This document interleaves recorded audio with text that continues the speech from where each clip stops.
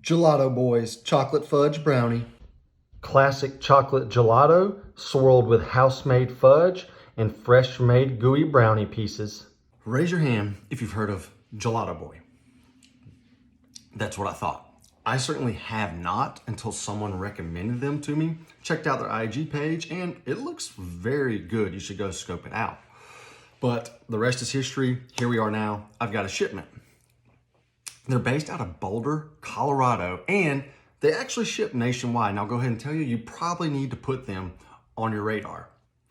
On the top of their lid, it says, if I can get it to focus, made with the freshest ingredients. In our biased opinion, at least they admit that, this is the best gelato you'll ever have. That's a very bold statement. So digging in from a texture and consistency standpoint, there's two main other gelato companies that I've scooped consistently, and that's Talenti and Gelato Fiasco. Now, while I've had some good flavors from both of those companies, the texture here is definitely better. It's certainly creamy, more creamy than usual for a gelato, but it's still not ice cream level creamy, if that makes any sense. It's pretty dense though, and I'm impressed. If you noticed in the flavor description, Gelato Boy called this a classic chocolate gelato. Nailed it. 100% classic as can be. Very milky, very chocolatey. It's some sweet stuff, but it's just good old-fashioned chocolate. If that's not enough chocolate for you, there's fudge swirl and brownies. But unfortunately, there's not much fudge swirl. I only came across a few tiny ribbons that, for the most part, blended right into the gelato base. You'll see this one right here in the middle.